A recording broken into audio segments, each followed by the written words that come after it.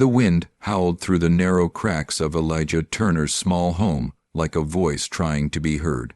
Outside, the sky was black, the kind of black that swallowed the world whole. Rain fell in sheets, slapping the windows, drumming on the roof with relentless force. Thunder cracked the heavens open, but it wasn't the storm that woke Elijah that night. It was the cry. He sat upright in bed, heart pounding, mind confused in that dazed space between sleep and fear. At first, he thought it was his daughter. He turned to the baby monitor on his nightstand, silent. He held his breath, waiting. Then he heard it again. It wasn't Ella. This cry was different. Muffled, raw, urgent. It didn't sound like it came from within his home at all. It was faint but somehow piercing. Elijah rose from his bed, pulled on a hoodie, and walked down the narrow hallway to Ella's room. She lay in her crib, thumb in her mouth, her tiny chest rising and falling in peace. He should have gone back to bed. He knew that. It was probably a cat, or maybe the wind playing tricks, but something about the sound, it lodged in his gut like a hook. He moved to the front window and pushed the curtain aside. The street was empty, save for the puddles forming on the sidewalk and the glowing orange haze of the single streetlight. Then there it was again, a cry just barely louder. Elijah opened the front door and stepped out into the storm. Rain soaked him instantly, but he didn't care. He followed the sound, scanning the darkness, listening between the wind's gusts. It pulled him toward the old house next door, the one no one had lived in for years. Peeling paint, broken shutters, overgrown lawn. It was the kind of house kids dared each other to approach on Halloween, and yet, through the storm and the shadows, Elijah was sure. The sound was coming from there. He walked to the edge of the fence and paused. Every logical part of him screamed to turn back, to call someone, to leave it alone. But logic has little power over a parent's instinct, and Elijah's, still haunted by the night his wife died giving birth to Ella, had learned the hard way that hesitation can cost a life. He climbed over the fence, landing awkwardly on the soggy grass. His sneakers squished with each step as he made his way to the porch. The door hung slightly open, creaking in the wind. He pushed it gently and stepped inside. The smell hit him first, stale air, mold, something worse beneath it all. The interior was stripped bare, dusty and forgotten, but the sound, it was clearer now, a whimper, then silence, then a soft sob, like someone had been crying so long they'd run out of strength. Elijah moved slowly through the house, calling out softly, "Hello, is someone there?" No answer. Then he heard it. A thud from the basement. He found the door under the staircase. It was chained shut with a heavy padlock, but he could hear the whimpering more clearly now. Terrified, exhausted, real. He stepped back, scanned the kitchen, and found a rusted crowbar in one of the drawers. It took effort, sweat, and a few muttered curses, but the lock finally snapped open. He opened the door and shined his phone's flashlight down the narrow steps. The beam caught movement. At the bottom of the stairs, curled into himself, was a child, a boy, barely 6, maybe younger. His skin was pale, his clothes tattered and soaked with urine. His eyes squinted at the light like he hadn't seen it in days, maybe weeks. Elijah's throat tightened. Hey, it's okay," he whispered, slowly stepping down. "I'm not here to hurt you." The boy didn't speak. He just stared. His tiny frame shook from either cold or terror, or both. Elijah crouched beside him. "I'm Elijah. What's your name?" Silence. He reached out slowly, offering his hand, but the boy flinched away. Elijah didn't push. Instead, he took off his hoodie and wrapped it gently around the boy's shoulders. He smelled like rot and dust and something else Elijah didn't want to name. "I'm taking you out of here," he said, more to himself than the boy. "You're safe now." He carried the child up the stairs. The boy didn't resist, didn't speak, didn't cry anymore. As Elijah stepped back into the storm, he held him tightly, shielding him from the rain. The boy's head pressed against his chest, and for a moment the world shrank to the sound of Elijah's heartbeat and the rhythm of a child's shallow breath. Back inside his own house, Elijah dried the boy with a towel and laid him on the couch. Ella stirred in her room but didn't wake. He turned the heat up and wrapped the child in a blanket. His hands trembled as he reached for the phone to call the police. His voice cracked as he reported what he'd found. They said they'd send someone. They told him not to touch anything, to wait. Protocol, but Elijah knew. He knew that if he hadn't listened to that cry, if he'd rolled over, gone back to sleep, this boy might have never seen morning. And as the boy finally closed his eyes, curling into the warmth of a stranger's couch, Elijah sat in silence beside him, rain still dripping from his hair, heartbreaking in a way it hadn't since the night he lost his wife. This wasn't just a rescue. This was the beginning of something far bigger than Elijah could yet understand. The morning light crept slowly through the curtains, hesitant, like it knew it didn't belong in a house where shadows had grown too thick. Elijah sat at the edge of the couch, eyes fixed on the small boy still curled beneath the blanket. The silence was different now, not empty but holding its breath, waiting. The boy hadn't spoken a single word since Elijah carried him out of that basement hours ago. He hadn't cried again, either. Just watched, wide, hollow eyes tracking Elijah's every movement. His body flinched at the sound of footsteps, even when they were soft. He startled at the creak of the floor.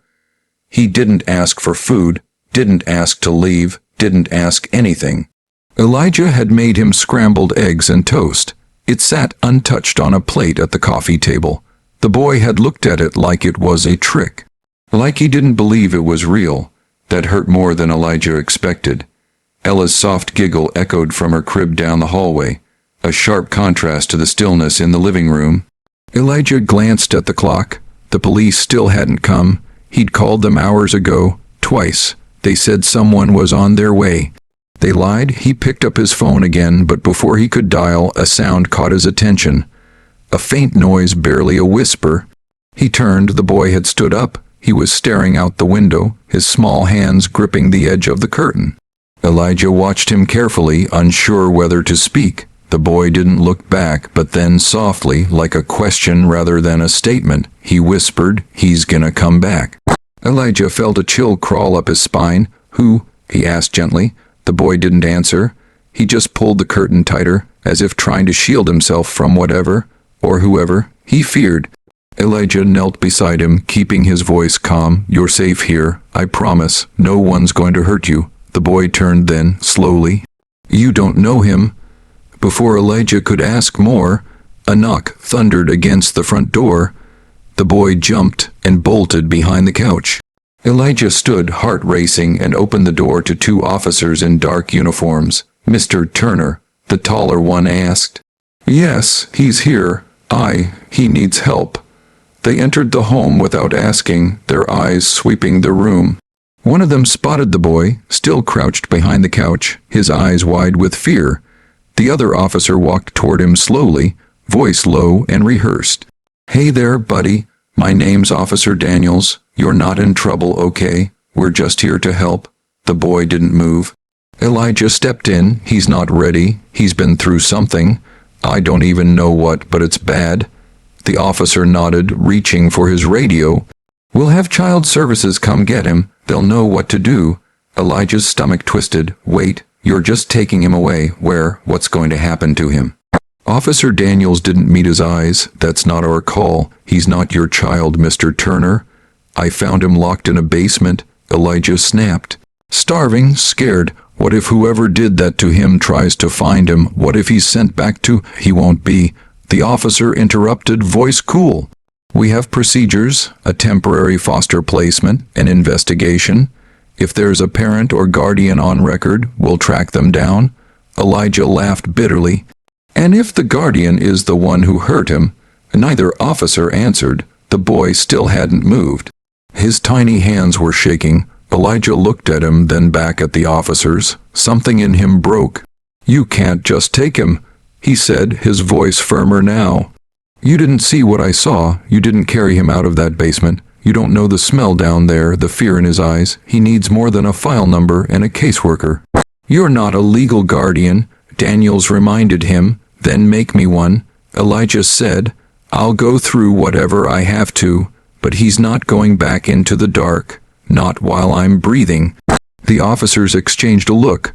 One of them stepped out to call dispatch. The other remained in the room, arms crossed, eyes watchful.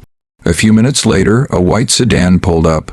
A woman stepped out, mid-40s, cardigan too clean, clipboard too full. Child Protective Services. She walked in with a practiced smile, but her eyes were tired. Mr. Turner, thank you for reporting this. We'll take it from here. Elijah stood between her and the boy.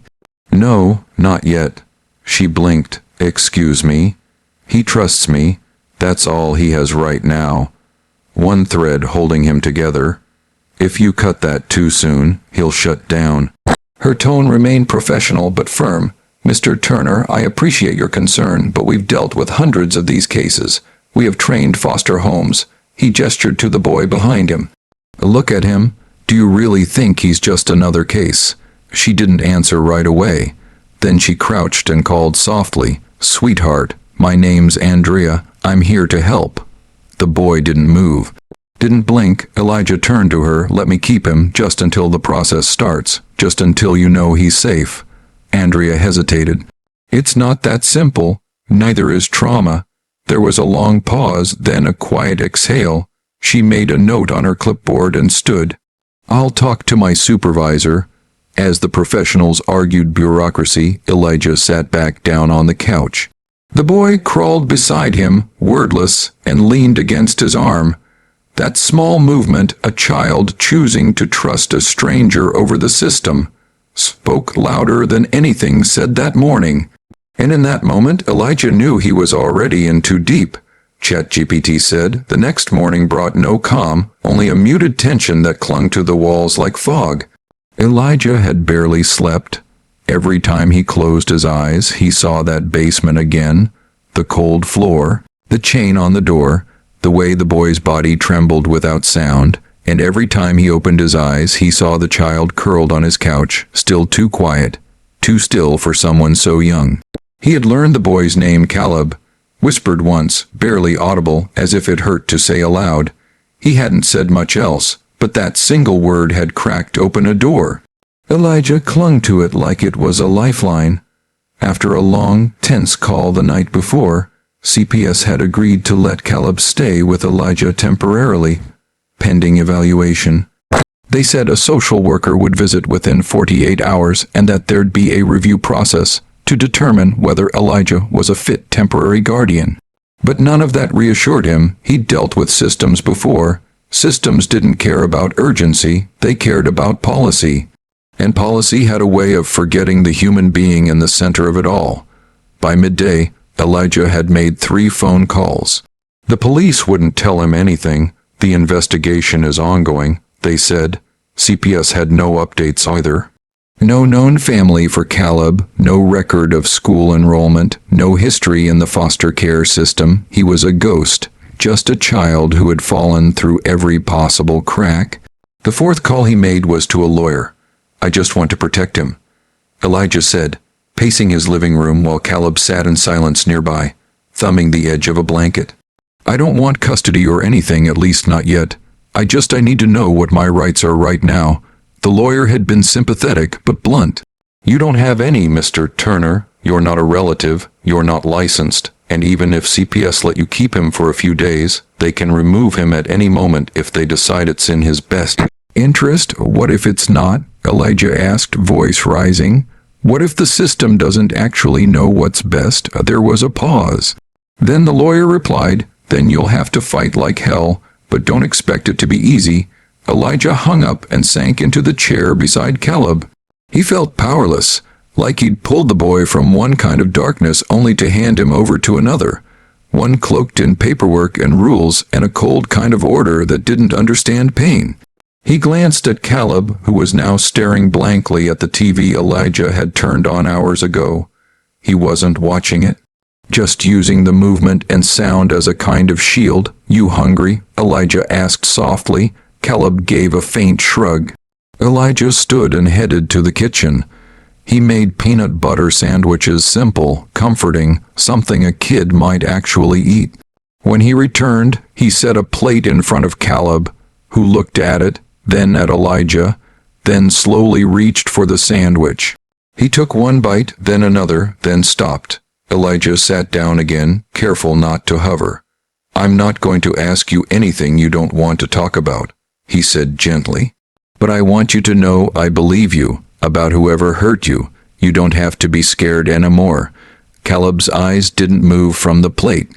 They said if I told, he'd come back. Elijah's heart froze. Who said that? The lady, the one who used to come check on us. She said things would get worse if I didn't stop screaming. Elijah leaned forward, anger creeping beneath his skin. You mean someone new? Someone came to the house? Caleb nodded once. But she never looked downstairs. The food in Elijah's stomach turned to stone. If someone from CPS, or any social service, had known something was wrong and walked away anyway, that meant this wasn't just a tragedy. It was a failure, a willful one. He stood up and grabbed his phone again, dialing the number the CPS worker had left him. Andrea Moore, a voice answered. This is Elijah Turner, he said tightly. Caleb told me someone used to visit that house. A woman said things would get worse if he talked. There was a pause. Then Andrea sighed. Mr. Turner, I know this is hard, but you need to let the investigation play out. That's not good enough. I understand your frustration, but these things take time. Reports have to be reviewed. Documentation. You're telling me a kid was locked in a basement, and you're still stuck in red tape. He snapped. He was crying out for help. Where were you? Her voice softened slightly. We're not perfect. We try. Trying didn't save him. I did. The line went quiet. Then she said, we'll be visiting tomorrow to check on his condition. Please be available. She hung up. Elijah turned and saw Caleb watching him now, not afraid, just curious, as if he wasn't used to someone raising their voice on his behalf. Elijah knelt down. I'm not going to let them send you somewhere unsafe. I don't care what it takes. Caleb's lip trembled slightly. His eyes didn't quite meet Elijah's, but something changed in his expression, less empty, like he was starting to believe. That night, Elijah sat on the floor beside the couch long after Caleb had fallen asleep. His thoughts were a war zone. He knew this wasn't over. The system was like a maze with no exit signs, cold, indifferent, designed to protect itself. But he also knew one thing with absolute clarity. He'd heard the cry, he'd answered it, and now, no matter what came next, he wouldn't stop fighting. Because someone had to. 2 days after Caleb was found, Elijah stood in his living room, facing a woman from Child Protective Services and a man in a gray suit from the county's legal department. They wore polite expressions like armor-hollow smiles, rehearsed reassurances. Caleb sat cross-legged on the couch, clutching a small stuffed rabbit Ella had given him. His face was blank, but his eyes never left Elijah. We appreciate your cooperation, Mr. Turner, the man said. But Caleb must be placed in a certified foster home while the investigation continues. That's protocol. Elijah crossed his arms. You mean while your paperwork catches up? The man didn't flinch. There are procedures in place for the child's protection. Our job is to ensure those are followed. No exceptions. Andrea, the CPS worker, stepped forward. Her tone was gentler, but it didn't make the words feel any less like a blow. We're not saying you did anything wrong, quite the opposite, but keeping Caleb here puts both of you in a difficult position. The safest route is for him to be placed in temporary care while we evaluate your application as a guardian. Elijah looked at Caleb. The boy gripped the rabbit tighter. No, Elijah said firmly. I won't let you do this. He's already been locked in a basement by people who were supposed to care for him. You want to throw him into a stranger's house now and tell him it's safe? Andrea sighed. Mr. Turner, he's already been failed once. Elijah interrupted, his voice rising. I'm not going to let it happen again. If that means breaking your rules, so be it. The man in the suit spoke again. If you refuse to surrender the child, we may be forced to involve law enforcement. Elijah stared at him. Then do it. There was a heavy silence. Andrea turned to Caleb. Sweetheart, can you get your shoes? We're just going to take a little ride. Caleb didn't move. He looked at Elijah, panic rising behind his eyes. His body tensed like he was ready to run. Stay right there, Caleb, Elijah said calmly. You don't have to go with them. The man pulled out his phone. "I'm calling it in." "Do that," Elijah said. "But just so we're clear, if you try to take him without a court order, I'll go public. I have photos of where I found him. I have audio from our calls. I'll call every reporter in this city." Want a headline that says, "Boy locked in basement returned to the system that ignored him"? Go ahead. That made them pause. Andrea turned toward the window, clearly weighing her options. "Elijah," she said finally, voice lower now, "you're emotional. I get it. We all want what's best for him, but you have to understand. This fight, if you choose it, will not be easy. The courts don't care about emotion. They care about credentials, history, process. Then I'll become what they want me to be," Elijah said. "I'll get certified. I'll hire a lawyer. I'll fill out every form, but I won't let him go," Andrea exhaled. "Then I'll document your refusal and escalate the case to family court." "You do that," Elijah said. She hesitated at the door. "And just so you're prepared, they may use this against you. Saying no, challenging the system like this, it'll make you look unstable." Elijah nodded slowly. "Let them try." After they left, Caleb sat frozen on the couch, still holding the rabbit like a shield. Elijah walked over, knelt beside him, and gently placed a hand on his back. "You're staying," Elijah said softly. "I promised you that, didn't I?" Caleb didn't answer, but after a few moments, he leaned against Elijah's side. Just a little, barely, but enough. That night, Elijah didn't sleep. He stayed up researching foster laws, printing paperwork, writing a statement for court.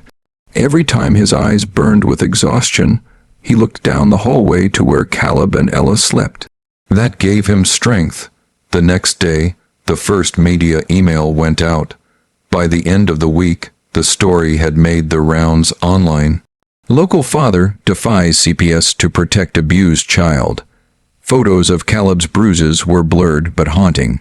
Elijah didn't share everything, just enough to make people ask questions. The internet did the rest. Some praised him, others accused him of exploiting the boy for attention. Strangers called him a hero. Some said he should be arrested. His phone buzzed with interview requests and legal threats in equal measure. But the pressure worked. CPS backed off for now. He was granted a court hearing to request temporary guardianship. When he arrived at the courthouse, wearing a borrowed suit and clutching a folder full of hastily gathered evidence, Caleb walked beside him, small fingers wrapped tightly around his hand. Inside the courtroom, Elijah told his story, every raw, gut-wrenching detail. The judge listened. The room was silent. When Elijah finished, he didn't ask for pity. He asked for time. Time to prove he could be what Caleb needed. The judge didn't smile, but she nodded. "Temporary guardianship granted," she said. Elijah didn't exhale until he was back in the hallway, Caleb's hand still in his. He looked down at the boy and smiled. "You're not going anywhere." And for the first time, Caleb smiled back. Just a flicker, but real. The sun filtered softly through the living room window, casting a warm light across the floor where Caleb and Ella sat side by side, piecing together a puzzle. Ella hummed quietly, unaware of the weight in the room. Caleb, though silent as ever, seemed calmer now, his hands less shaky, his eyes more focused. Each small victory, each moment of peace, felt like a thread sewing the boy back together. But even in silence, scars had a way of making themselves known. Elijah watched from the kitchen doorway, coffee cooling in his hands. It had been 2 weeks since the court granted him temporary guardianship. 2 weeks of forms, interviews, sleepless nights, and guarded smiles. And still, he knew Caleb wasn't sleeping through the night.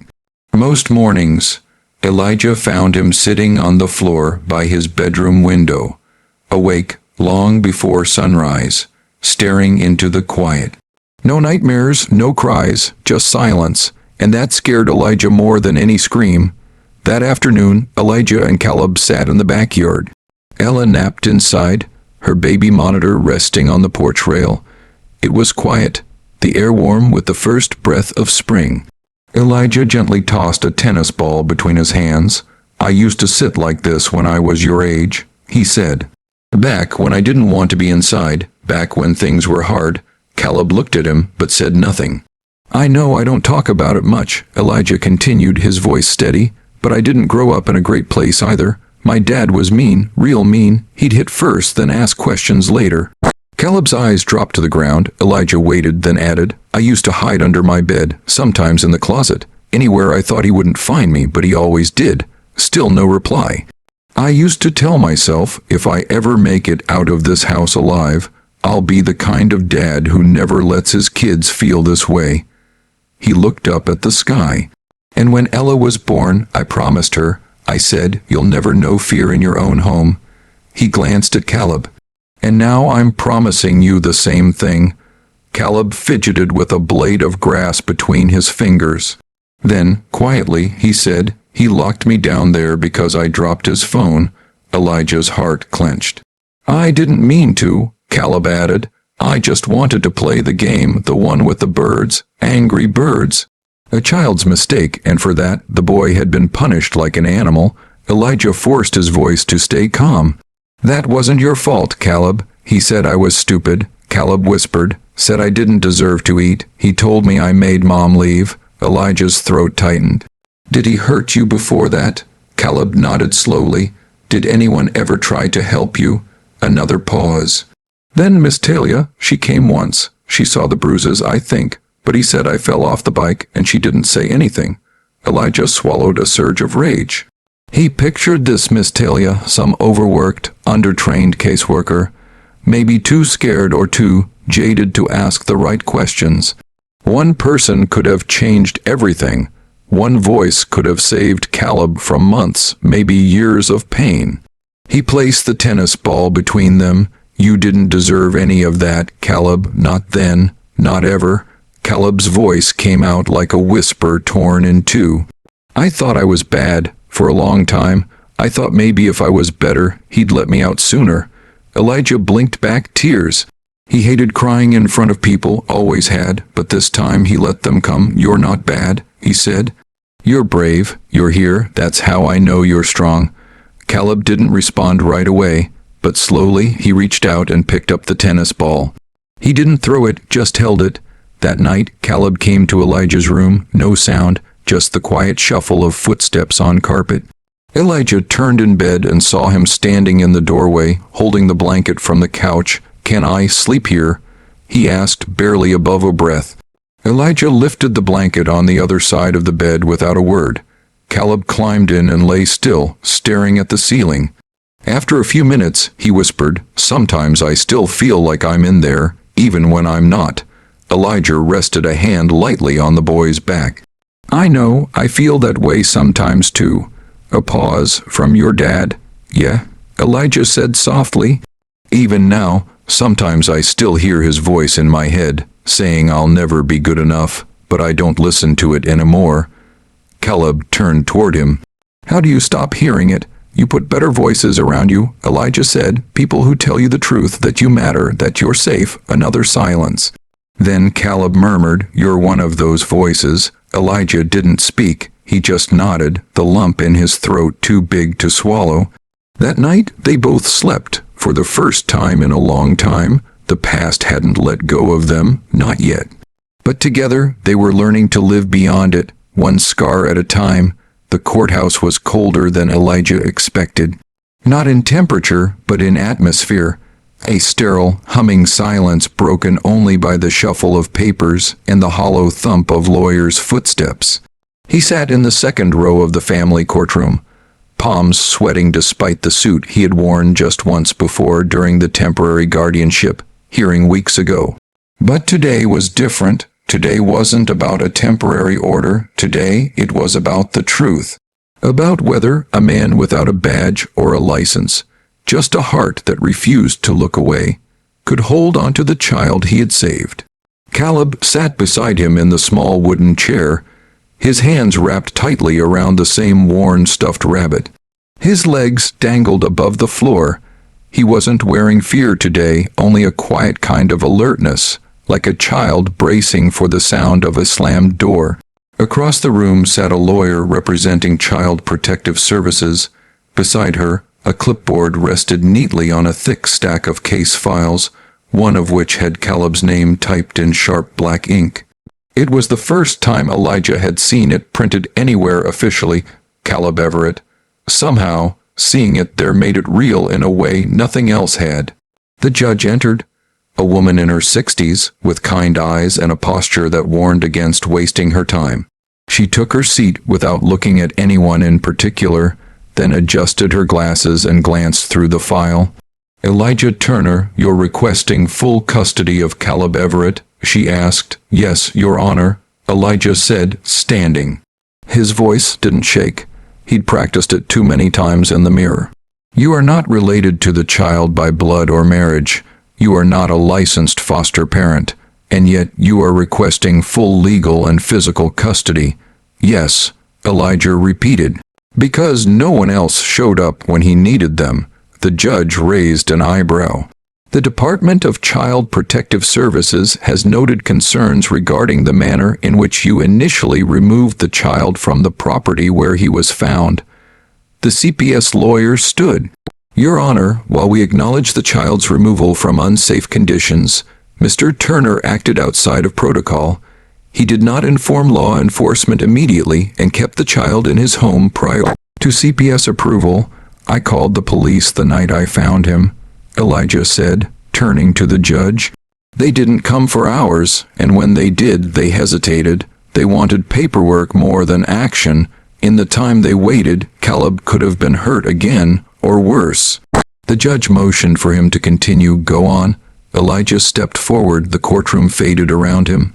"I'm not a hero," he began, "and I never asked to be one. I'm a dad, a regular one, who heard a child crying in the dark and couldn't ignore it. I found Caleb locked in a basement with bruises, no food, and barely ate. Voice left. I carried him out. I made him a promise, and I kept it." He glanced at Caleb, who met his eyes just long enough to offer the smallest nod. "I didn't break a law that night," Elijah continued. "I broke silence. I broke the cycle. I grew up with an abusive father myself. I know what it means when no one listens, when no one believes you. I swore my kids would never feel that kind of abandonment. I failed once. My wife died bringing our daughter into the world. I couldn't save her, but I had a choice that night, and I made it." The courtroom remained still. "I've enrolled Caleb in therapy," Elijah said, his voice more composed now. "He's eating, sleeping better. He laughs sometimes, not often, but when he does, it's real. I'm not asking for a medal. I'm asking for the chance to keep being the one person he doesn't have to be afraid of." The judge leaned back in her chair, silent for a long while. Then, to the CPS lawyer, she asked, "Has any blood relative of the child come forward?" "No, Your Honor," the woman admitted. "Efforts to locate a next of kin have failed. Has Mr. Turner met all legal criteria for guardianship during the temporary custody period?" "Yes, home inspections have passed. Background check is clean. The child's therapist reports significant emotional improvement." The judge nodded. "And the child has expressed a desire to remain in Mr. Turner's care." The lawyer hesitated. "Yes, strongly." The judge turned back to Elijah. "In this courtroom we follow law and procedure, but sometimes compassion must lead when the law falls behind." Elijah held his breath. "I see no benefit in removing Caleb from the only stable and nurturing environment he's known since his rescue. I hereby grant full legal custody of Caleb Everett to Elijah Turner." The words fell like a quiet thunderclap. Elijah exhaled, hands trembling. Caleb looked up at him, and for the first time in front of others, reached out and took his hand. The courtroom slowly emptied, but they remained seated for a while. Caleb squeezed his fingers once, then whispered, "Does this mean I don't have to go back?"